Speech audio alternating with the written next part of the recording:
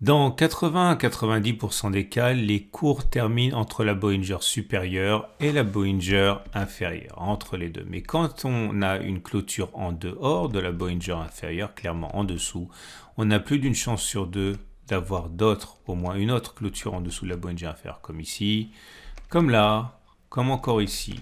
On va voir si on peut gagner de l'argent avec ça, surtout que vous ne devinerez jamais, mais ça vient de se produire sur le CAC 40 aujourd'hui. Salut, c'est Trado, je suis content de vous retrouver pour la mise à jour de l'analyse technique du CAC 40 avec une séance, on va pas dire qu'elle était imprévisible, puisque bon, c'était un objectif baissier que d'aller chercher le gap et pourquoi pas le support des 71, 71, 71, 30, mais la violence à laquelle on assiste est, elle, par contre, assez inattendue, du moins de mon côté, puisque 1, la baisse, elle est majeure, 1,7%, 2, elle s'est faite avec un gap. Un gap, c'est un signal de force, à moins qu'il soit rebouché rapidement, et là, il faudra juger sur pièce, mais si c'est un gap de continuation, eh bien, l'objectif, c'est de prendre la distance parcourue avant le gap, reporter par-delà le gap. Ça veut dire pointer vers ce fameux support signalé maintenant à 71, 60, 71, 30. Au-delà, ça va dans le sens de ce fameux comblement de gap. Alors, je sais, je me répète, j'en suis vraiment désolé, mais il faut que je le fasse pour les nouveaux. Le problème, c'est que les supports, les gaps, etc., tant qu'on en est loin, ça va. Mais plus on se rapproche, plus ils attirent le regard des traders et plus les investisseurs commencent à faire les difficiles avant de rentrer. Et donc, à partir de là, on se rapproche d'un niveau tel qu'on voit mal comment on pourrait éviter un contact avec les 71, 30, 71, 60. Et si on enfonce cette zone, pareil pour la zone de support suivante des 70, 15, 9, 50. Il est bon d'utiliser les Fibonacci également parce que les Fibonacci sont utilisés par les traders qui veulent rentrer dans le sens de la tendance. Là, la tendance, elle était à la hausse et on sait que lorsque la hausse, elle est funiculaire comme ça, il est classique d'aller retracer 50 à 61,8%. Ça voudrait dire aller chercher ce niveau-là. Donc, et qui corrobore le ralliement des 71, 60, 71, 30. Donc, méfiez-vous, les 7000 sont vraiment, enfin 7100 sont en ligne de mire, il me semble. À noter également, bon, il n'y a plus de mystère, on avait une fourchette de chiffres, on en a suffisamment parlé, on avait dit que c'est généralement rallié, on a pu avoir un doute, moi le premier, mais voilà, là il n'y a plus de doute, le ralliement a été fait, donc on n'en parle plus, la fourchette de chiffres a rempli sa mission. Je vous rappelle que si vous n'avez pas la fourchette de chiffres sur votre plateforme, ce qui est quand même assez normal, vous pouvez avoir la fourchette de chiffres avec le même logiciel que moi. Vous avez un lien en dessous de la vidéo, ça s'appelle PRT, c'est gratuit, cliquez dessus. Par contre, ce qui est actif maintenant, enfin plutôt réactivé, c'est la fourchette d'Andrews qui avait été enterrée rapidement, enfin plutôt rapidement, notamment par votre serviteur. Et là, elle est ressuscitée puisque on revient dedans. On avait expliqué, je ne vais pas revenir en détail, mais voilà, lorsqu'on est à l'intérieur d'une fourchette d'Andrews, on va plus souvent chercher la médiane que l'inverse. Et là, autant il me semblait difficile qu'on la rallie compte tenu du contexte plutôt clément de la macroéconomie, ça voudrait aller chercher 5%.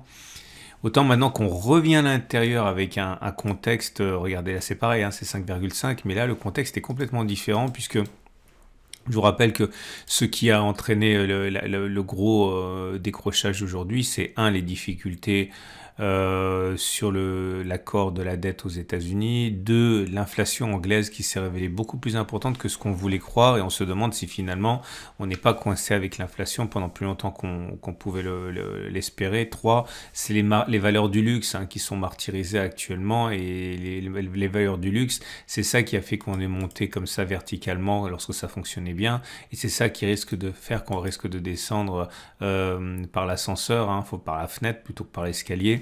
Maintenant, donc autant je ne croyais pas vraiment au ralliement de la médiane le 4 mai, autant maintenant je n'y crois pas non plus, mais on va dire que c'est quand même plus plausible. Mais il faut voir. Mais en tout cas, c'est un objectif et cet objectif est valable tant que l'on reste dans la fourchette. Et là, on l'a réactivé la fourchette.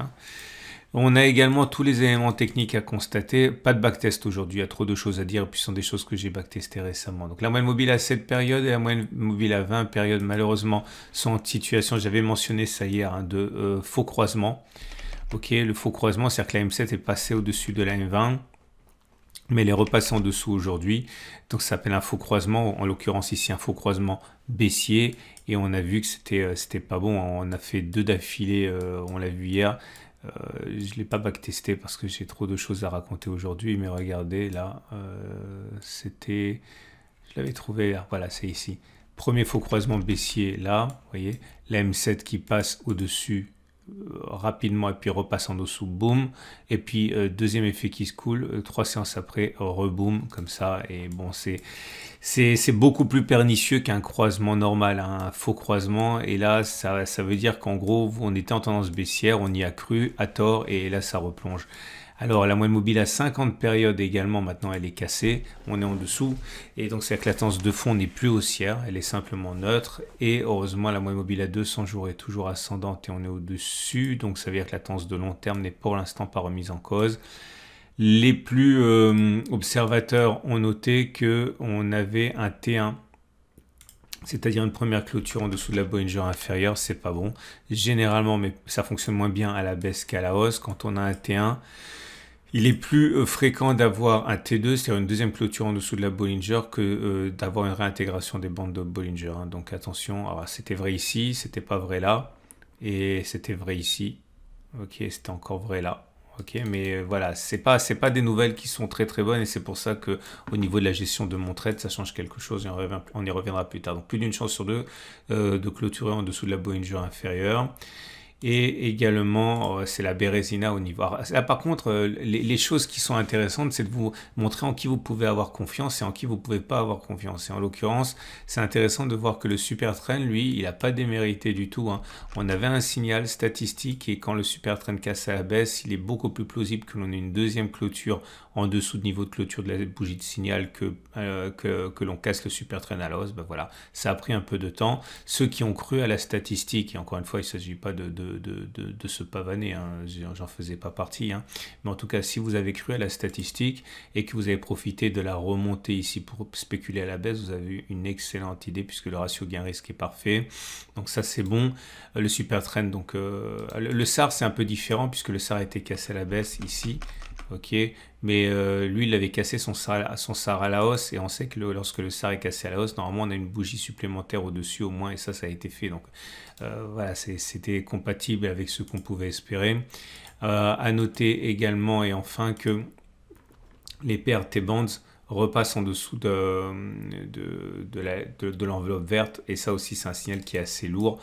Je le backtesterai demain, peut-être s'il n'y a pas trop de choses à dire, mais regardez, quand on le fait, généralement, c'est pas pour rien ici, ou là, ça aussi, vous l'avez sans doute pas, vous l'avez pas, les PRT bandes, si vous n'avez pas PRT, et là, pareil, si vous voulez l'avoir, téléchargez le logiciel, c'est gratuit, lien en dessous.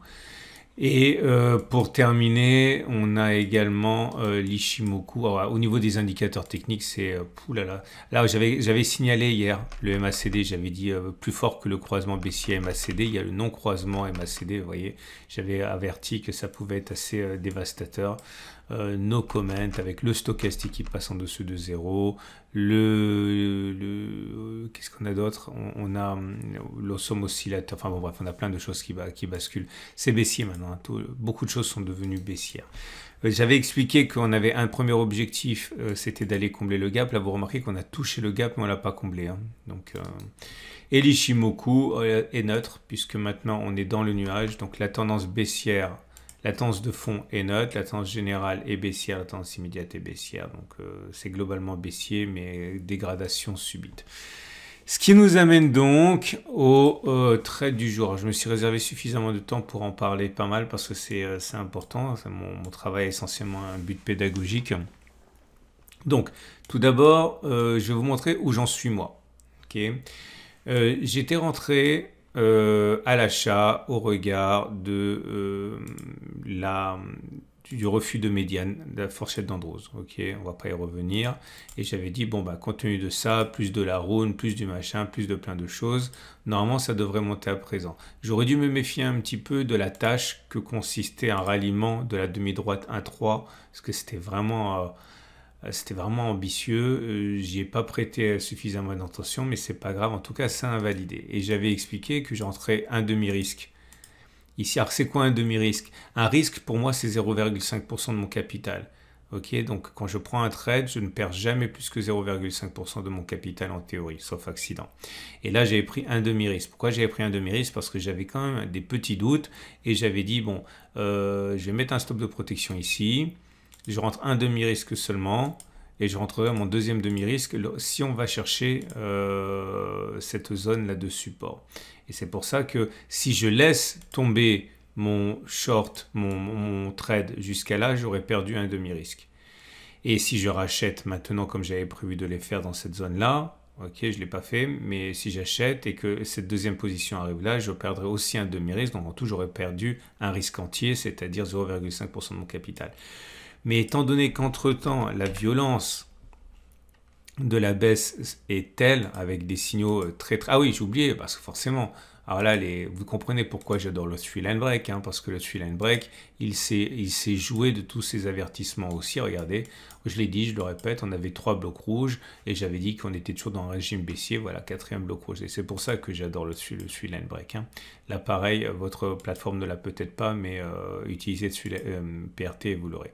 Bref, je considère toujours qu'on est dans un régime haussier, c'est-à-dire que je pense qu'on pourrait baisser, mais qu'à terme, on va remonter. Je pense que le pire est dernier. J'en sais rien, je ne suis pas dans le secret des dieux, mais je pense qu'on va faire ça, ou quelque chose comme ça, mais je ne pense pas qu'on ira plus bas que ça, même si je n'en sais absolument rien.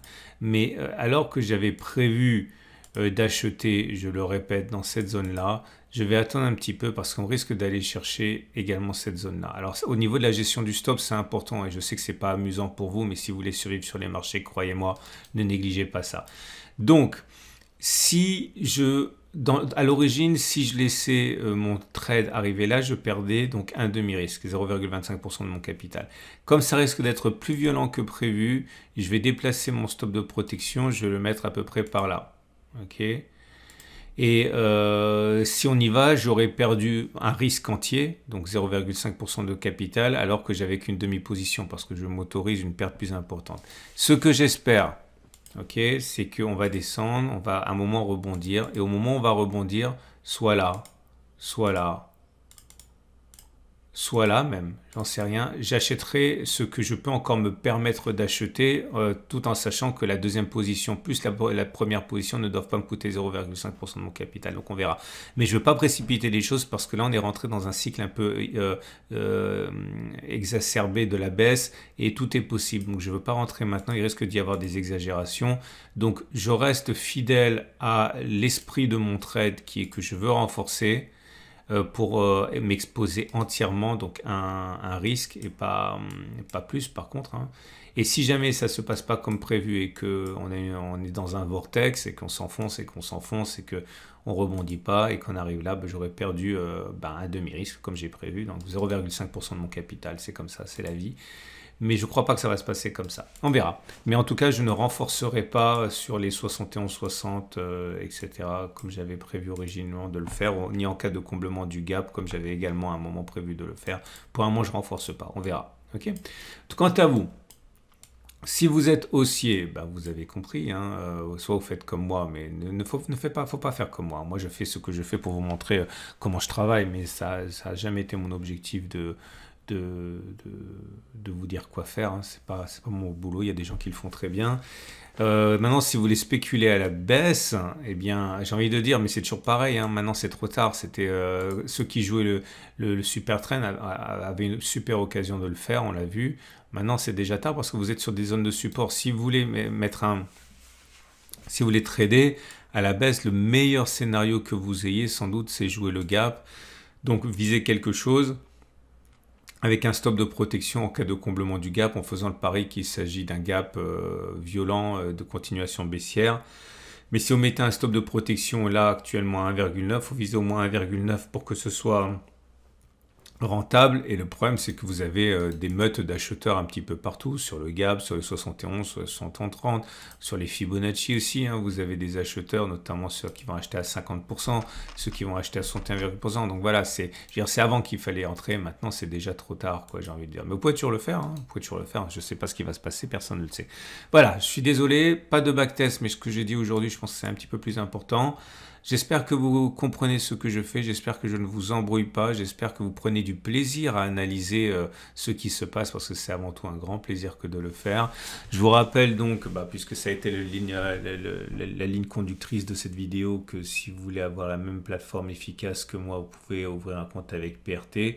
PRT est également un sponsor, ça veut dire que clairement il me donne de l'argent et ça veut dire que si vous ouvrez un compte avec PRT, c'est bon pour moi puisqu'il voit que ça sert à quelque chose. Donc n'hésitez pas à ouvrir un compte avec PRT. J'ai pas d'argent quand vous ouvrez un compte si vous voulez, mais voilà, c'est un sponsor. Et je vous souhaite une excellente journée, je vous dis à demain pour la mise à jour. Et n'oubliez pas, peut-être que c'est le moment de regarder un peu les vidéos sur préparer sa retraite et sur l'or, puisque l'or diversifie et préparer sa retraite. Il y a une chose qui est sûre pour la plupart d'entre nous, c'est qu'on va en avoir besoin de financer notre retraite. Et à demain pour la mise à jour.